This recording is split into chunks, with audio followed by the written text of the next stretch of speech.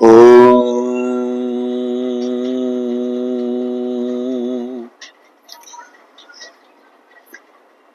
सभी शिव भक्तों का हमारे इस डिजिटल मीडिया चैनल पर स्वागत है। परमपिता परमेश्वर से प्रार्थना है कि आपके जीवन में सुख और आनंद की अनुभूति सदैव रहे। आइए सुनते हैं शिव पुराण की रुद्र संहिता में ऋषि मुनि हमें क्या समझाना चाहते हैं, इस कथा के माध्यम से हमें क्या वो संदेश देना चाहते हैं। देवताओं के अनुरोध से वैष्णव ब्राह्मण के वेश में शिव जी का हिमवान के घर जाना और शिव की निंदा करके पार्वती का विवाह उनके साथ में करने को कहना। ब्रह्मा जी कहते हैं नारद, मेना और हिमवान की भगवान शिव के प्रति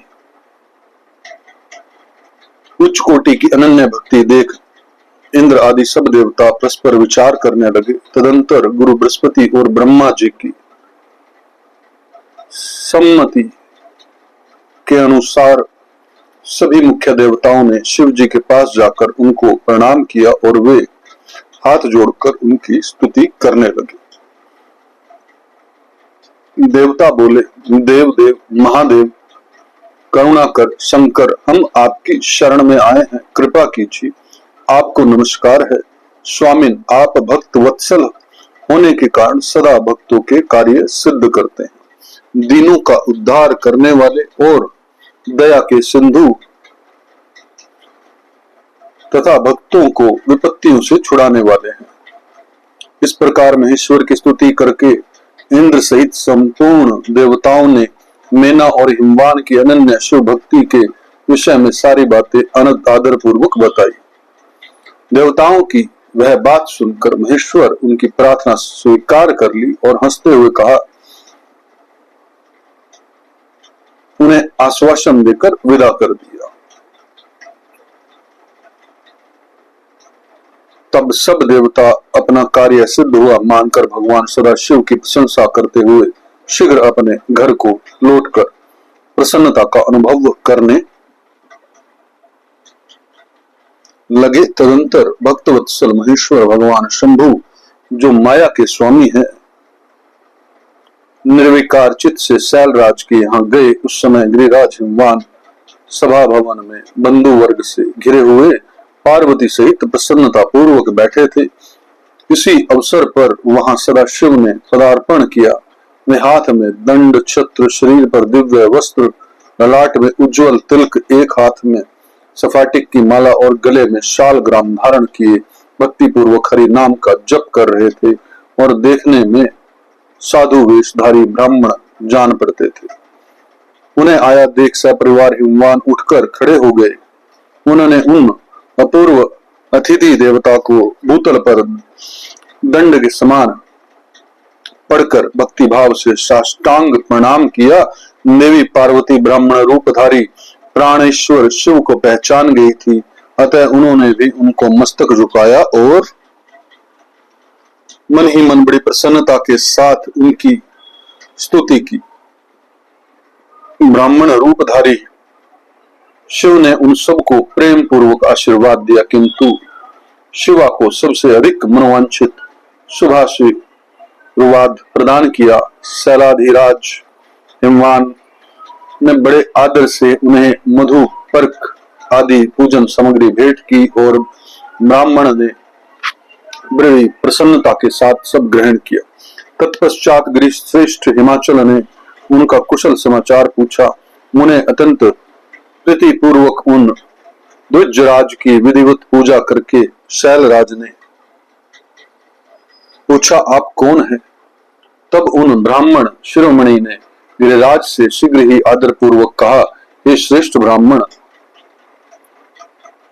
गिरिश्रेष्ठ, मैं उत्तम विद्वान वैष्णव ब्राह्मण हूँ और ज्योतिषी की उन्नति का आश्रय लेकर भूतल पर भ्रमण करता रहता हूँ। मन के समान मेरी गति है।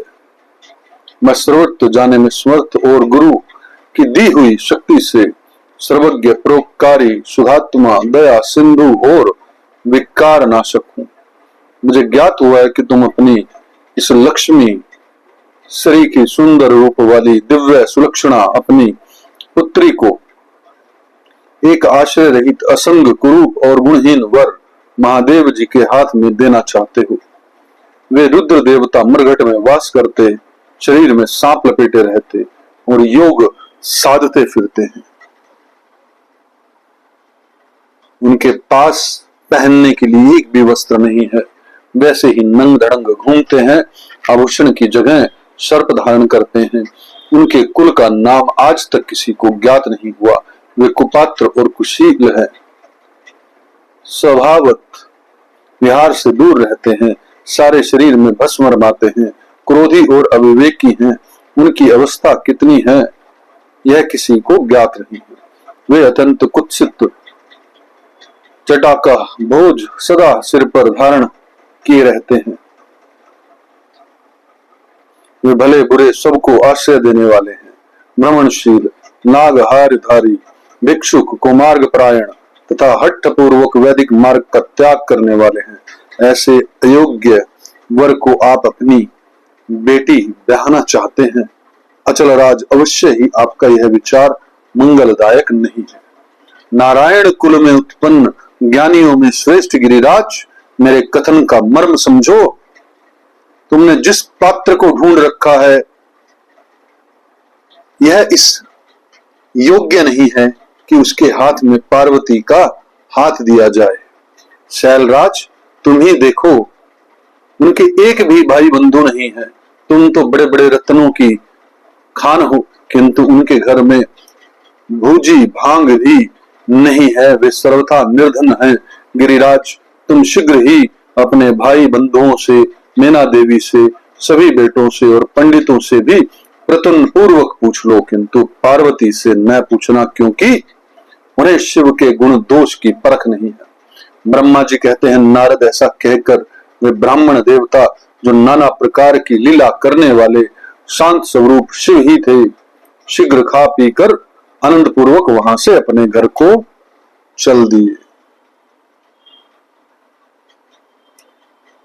आगे की कथा में जानते हैं, मेनका का कोप भवन में प्रवेश, भगवान शिव का हिमवान के पास सप्तऋषियों को भेजना तथा हिमवान द्वारा उनका सत्कार, सप्तऋषियों तथा अनुधति और महर्षि वशिष्ठ का मेना और हिमवान को समझाकर पार्वती का विवाह भगवान शिव के साथ करने के लिए कहना। ब्रह्मा जी कहते हैं, ब्राह्मण रूपधारी शिव जी के वचनों द्वारा मेना के ऊपर बड़ा प्रभाव पड़ा और उन्होंने दुखी होकर पति से कहा, गिरिराज, इन वैष्णव ब्राह्मण ने शिव जी की जो निंदा की है उसे सुनकर मेरा मन उनकी ओर से बहुत खिन्न और विरक्त हो गया है। सलेश्वर रुद्र के रूप में शील और नाम सभी कुत्सित हैं। मैं उन्हें अपनी सुलक्षणा पुत्री कदापि नहीं दूंगी। यदि आप मेरी बात नहीं मानेंगे तो मैं निस्संदेह मर जाऊंगी। अभी इस घर को छोड़ दूंगी अथवा विष खा लूंगी। पार्वती के गले में फांसी लगाकर नड़न वन में चली जाऊंगी अथवा उसे महासागर में डुबो दूंगी, परंतु अपनी बेटी को रुद्र के गले में नहीं मरूंगी। ऐसा कहकर मेना तुरंत कोप भवन में चली गई और अपनी हार को फेंक कर रोती हुई धरती पर लौट गई। इधर भगवान शिव को इस बात का पता लगा, तब उन्होंने अरुंधति सहित सप्तऋषियों को बुलाया और मेना के पास जाकर उन्हें समझाने की आज्ञा दी। शिव का आदेश प्राप्त कर भगवान शिव को नमस्कार करके वे दिव्य ऋषि आकाश मार्ग से उस स्थान को चले गए जहां हिमवान की नगरी थी। उस दिव्य पुरी को देखकर उन सप्तऋषियों को बड़ा विस्मय हुआ। वे हिमाचल की परस्पर प्रशंसा करते हुए सब ऐश्वर्यों से भरे हुए हिमवान के घर जा पहुंचे। उन सूर्य तुल्य तेजस्वी सातों ऋषियों को दूर से आकाश के रास्ते आते देख हिमवान को बड़ा विस्मय हुआ। वे बोले, ये 7 सूर्य तुल्य तेजस्वी मुनि मेरे पास आ रहे हैं। मुझे प्रसन्न पूर्वक इस समय इनकी पूजा करनी चाहिए। सबको सुख देने वाले हम ग्रस्त लोग धन्य हैं, जिनके घर पर ऐसे महात्मा पदार्पण किया करते हैं। ब्रह्मा जी कहते हैं, इस समय वे मुनि आकाश से उतरकर पृथ्वी पर खड़े हो गए उन्हें सामने देख हिमवान बड़े आदर के साथ आगे बढ़े और हाथ जोड़कर मस्तक झुकाकर उन सप्तऋषियों को प्रणाम करने के पश्चात उन्होंने बड़े सम्मान के साथ उन सब की पूजा की और उन्हें आगे करके कहा, मेरा गृहश्रम आज धन्य हो गया। यूं कहकर उन्हें बैठने के लिए भक्ति पूर्वक आसन लगाकर दिया। जब वे आसनों पर बैठ गए तब उनकी आज्ञा लेकर हिमवान भी बैठे और वहां उन ज्योतिर्मय महर्षियों से इस प्रकार बोले। हिमवान ने कहा, आज मैं धन्य हूँ, कृत्य हूँ, मेरा जीवन सफल हो गया है। मैं लोक में बहुत से तीर्थों की भांति दर्शनीय बन गया, क्योंकि आप जैसे विष्णु रूपी महात्मा मेरे घर पधारे हैं। आप लोग पूर्ण काम हैं, हम दीनों के घरों में आपका क्या काम हो सकता है। तथापि मुझ सेवक के योग्य यदि कोई कार्य है तो कृपा पूर्वक उसे कहें, उसे पूर्ण करने में मेरा जीवन सफल हो जाएगा। ऋषि बोले, शैलराज, भगवान शिव को जगत का पिता कहा गया है और शिवा जगत माता मानी गई है, अतः तुम्हें महात्मा शंकर को अपनी कन्या देनी चाहिए। हिमालय ऐसा करके तुम्हारा जन्म सफल हो जाएगा और तुम जगत गुरु के भी गुरु हो जाओगे, इसमें संशय नहीं है। मुनीश्वर सप्तऋषियों का यह वचन सुनकर हिमवान ने दोनों हाथ जोड़कर उन्हें प्रणाम करके इस प्रकार कहा। हिमवान बोले, महाभाग सप्तऋषियों, आप लोगों ने जो बात कही है उसे शिव की इच्छा से मैंने पहले से ही मान रखा है, किंतु प्रभु, इन दोनों एक वैष्णव धर्मी ब्राह्मण ने आकर भगवान शिव के प्रति प्रसन्नता पूर्वक बहुत सी उल्टी बातें बताई है। तभी से शिव की माता का ज्ञान भ्रष्ट हो गया है। वे अपनी बेटी का विवाह इस योगी रुद्र के साथ नहीं करना चाहती हैं। ब्राह्मणों, ये बड़ा भारी हट उनके मैले कपड़े पहन को भवन में चली गई हैं और समझाने पर भी समझ नहीं रही। मैं भी उस वैष्णव ब्राह्मण की बात सुनकर ज्ञान भ्रष्ट हो गया हूँ। आपसे सच कहता हूँ, भिक्षुक रूपधारी महेश्वर की बेटी देने की मेरी भी अब इच्छा नहीं। ब्रह्मा जी कहते हैं, नारद मुनियों के बीच में बैठे हुए शैलराज शिव की माया से मोहित हो उपरोक्त बात कहकर चुप हो गए। तब उन सभी सप्तऋषियों ने शिव की माया की प्रशंसा करके मेनका के पास अरुंधति को भेजा। पति की आज्ञा पाकर ज्ञानदायिनी अरुंधति देवी तुरंत उस घर में गई जहां मेना और पार्वती थी। जाकर उन्होंने देखा मेना शोक से अकुल हो कर पृथ्वी पर पड़ी है। तब उन साध्वी देवी ने बड़ी सावधानी के साथ मधुर एवं हितकर बात कही। अरुंधति बोली, साध्वी रानी मेनके, उठो, मैं अरुंधति तुम्हारे घर में आई हूँ तथा दयालु सप्तऋषि भी पधारे हैं। अरुंधति का स्वर सुनकर मेनका का शीघ्र उठ गई और लक्ष्मी जैसी तेजस्विनी उन पतिव्रता देवी के चरणों में नतमस्तक तक रखकर बोली। मेना ने कहा, अहो, हम पुण्य जन्मा जीवों को आज यह किस पुण्य का फल प्राप्त हुआ जो हमारे इस घर में जगत सृष्टा ब्रह्मा जी की पुत्र वधू और महर्षि ऋषि वशिष्ठ की पत्नी पधारी है। देवी, आप किस लिए आई हैं, यह मुझे बताइए। मैं और मेरी पुत्री आपकी दासी के समान है, आप हम पर कृपा कीजिए। मेनका के ऐसा कहने पर साध्वी अरुंधति ने उनको बहुत अच्छी तरह समझाया बुझाया और वे साथ ले वे प्रसन्नता पूर्वक उस स्थान पर आई जहां वे सप्तऋषि विद्यमान थे। सप्तऋषि गण बातचीत में बड़े निपुण थे। उन सब ने भगवान शिव के युगल चरणा बिंदु का स्मरण करके शैलराज को समझना आरंभ किया। ऋषि बोले, शैलेंद्र, हमारा शुभ कारक वचन सुनो। तुम पार्वती का विवाह शिव के साथ कर दो और संहार करता रुद्र के ससुर हो जाओ। शंभु सर्वेश्वर है, वे किसी से याचना नहीं करते। स्वयं ब्रह्मा जी ने तारकासुर के विनाश के लिए एक वीर पुत्र उत्पन्न करके उद्देश्य को लेकर भगवान शिव से यह प्रार्थना की है कि वे विवाह कर लें। भगवान शंकर तो योगियों के शिरोमणि है, विवाह के लिए उत्सुक नहीं है।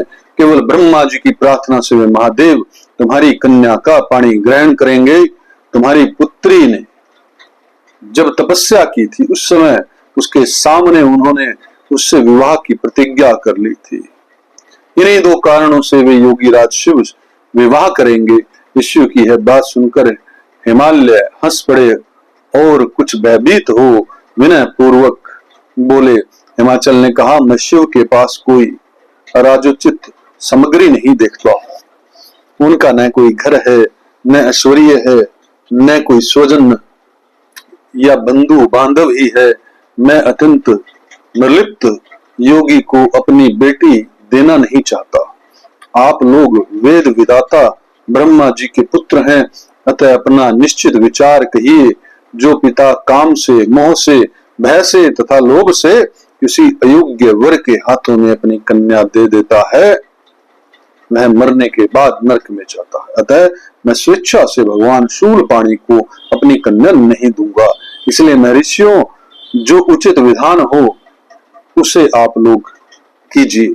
मुनीश्वर नारद हिमाचल के इस वचन को सुनकर बातचीत करने में निपुण महर्षि वशिष्ठ ने उनसे यूं कहा। वशिष्ठ बोले, शैलेश्वर मेरी बात सुनो। यह सर्वथा तुम्हारे लिए हितकारक, धर्म के अनुकूल, सत्य तथा इहलोक और परलोक में सुखदायक है। शैलराज, लोक तथा वेद में 3 प्रकार के वचन उपलब्ध होते हैं। शास्त्रज्ञ पुरुष अपनी निर्मल ज्ञान दृष्टि से उन सब प्रकार के वचनों को जानता है। एक तो वह वचन है जो तत्काल सुनने में बड़ा सुंदर प्रिय लगता है, परंतु पीछे वह असत्य एवं अहितकारक सिद्ध होता है। ऐसा वचन बुद्धिमान शत्रु ही कहता है, उससे कभी हित नहीं होता।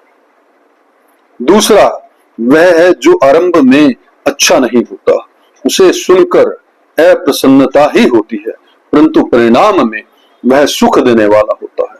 इस तरह का वचन कहकर दयालु धर्मशील बांध वजन ही कर्तव्य का बोध कराता है। तीसरी श्रेणी का वचन वह है जो सुनते ही अमृत के समान मीठा लगता है, वह सब काल में सुख देने वाला है। सत्य ही उसका सार होता है, इसलिए वह हितकारक हुआ करता है। ऐसा वचन सबसे श्रेष्ठ और सबके लिए अभिष्ट है। शैलराज, इस तरह नीति शास्त्र में 3 प्रकार के वचन कहे गए हैं। इन तीनों में तुम्हें कौन सा वचन अभिष्ट है, बताओ, मैं तुम्हारे लिए वैसा ही वचन कहूंगा। भगवान शंकर संपूर्ण देवताओं के स्वामी हैं, उनके पास ब्रह्म संपत्ति नहीं है। इसका कारण यह है कि उनका चित्त एकमात्र ज्ञान के महासागर में मग्न रहता है। जो ज्ञान आनंद स्वरूप और सबके ईश्वर हैं, उन्हें लौकिक ब्रह्मा वस्तुओं की क्या इच्छा होगी। गृहस्थ पुरुष राज्य और संपत्ति से सुशोभित होने वाले वर को अपनी पुत्री देता है, क्योंकि किसी दीन दुखी को कन्या देने से पिता कन्याघाती होता है, उसे कन्या के वध का पाप लगता है। कौन जानता है कि भगवान शंकर दुखी हैं, कुबेर जिनके किंकर हैं, जो अपनी भंग की लीला मात्र से संसार की सृष्टि और संहार करने में समर्थ है, जिन्हें गुणातीत परमात्मा और प्रकृति से परमेश्वर कहा गया है। सृष्टि पालन और संहार करने वाली जिनकी त्रिविध मूर्ति ही ब्रह्मा विष्णु और हर नाम धारण करती है, उन्होंने कौन निर्धन अथवा दुखी कह सकता है। ब्रह्मा लोक में निवास करने वाले ब्रह्मा, क्षीर सागर में रहने वाले विष्णु तथा कैलाशवासी हर, ये सब शिव की ही विभूतियां हैं। शिव से प्रकट हुई प्रकृति भी अपने अंश से 3 प्रकार की मूर्तियों को धारण करती हैं। जगत में लीला शक्ति से प्रेरित हो वह अपनी कला से बहुत सा रूप धारण करती है। समस्त वांगमय की अधिष्ठात्री देवी वाणी उनके मुख से प्रकट हुई है और स्वर सर्व संपूर्ण स्वरूपिणी लक्ष्मी वक्षस्थल से आविर्भूत हुई है और शिवा ने देवताओं के एकत्रित हुए तेज से अपने को प्रकट किया था और संपूर्ण दानवों का वध करके देवताओं को स्वर्ग की लक्ष्मी प्रदान की थी। देवी शिवा कल्पनांतर में दक्ष पत्नी के उदर से जन्म ले सती का नाम से प्रसिद्ध हुई और हर को उन्होंने से पति के रूप में प्राप्त किया। दक्ष ने स्वयं ही भगवान शिव को अपनी पुत्री दी थी। सती ने पति की निंदा सुनकर योग बल से अपने शरीर को त्याग दिया था। वही कल्याणमयी सती अब तुम्हारे वीर्य और मेना के गर्भ से प्रकट हुई है। शैलराज, ये शिवा जन्म जन्म में शिव की ही पत्नी होती हैं। प्रत्येक कल्प में बुद्धि रूपा दुर्गा ज्ञानियों की श्रेष्ठ माता होती हैं। ये सदा सिद्ध सिद्धिदायिनी और सिद्धि रूपणी है। भगवान हर चिताभस्म के रूप में सती के अस्थि चूर्ण को ही स्वयं प्रेम पूर्वक अपने अंगों में धारण करते हैं। अतः गिरिराज, तुम स्वेच्छा से ही अपनी मंगलमयी कन्या को भगवान हर के हाथ में दे दो। यदि तुम नहीं दोगे तो वह स्वयं प्रीतम के स्थान में चली जाएंगी। देवेश्वर शिव तुम्हारी पुत्री का अनंत केश देखकर ब्राह्मण के रूप में इसकी तपस्या के स्थान पर आए थे। इसके साथ विवाह की प्रतिज्ञा करके इसे आश्वासन एवं वर देकर अपने आवास स्थान को लौट गए। गिरे, पार्वती की प्रार्थना से ही शंभु ने तुम्हारे पास आकर इसके लिए याचना की और तुम दोनों ने शिव भक्ति में मन लगाकर उनको उस याचना को स्वीकार कर लिया। गिरीश्वर, बताओ फिर किस कारण से तुम्हारी बुद्धि विपरीत हो गई। भगवान शिव ने देवताओं की प्रार्थना से प्रभावित होकर हम सब ऋषियों को और अरुंधति देवी को भी तुम्हारे पास भेजा है। हम तुम्हें यही शिक्षा देते हैं कि तुम पार्वती को रुद्र के हाथ में दे दो। गिरे, ऐसा करने पर तुम्हें महान आनंद प्राप्त होगा।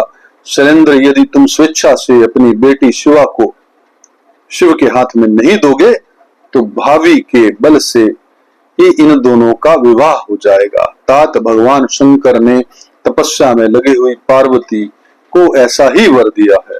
ईश्वर की हुई प्रतिज्ञा कभी पलट नहीं सकती। गिरिराज, ईश्वर के वश में रहने वाले समस्त साधु पुरुषों की भी प्रतिज्ञा का संसार में किसी के द्वारा उल्लंघन होना कठिन है। फिर साक्षात ईश्वर की प्रतिज्ञा के लिए तो कहना ही क्या। शिव भक्तों, इस कथा में तो इतना ही। एक दो बातें बड़ी श्रेष्ठ हैं।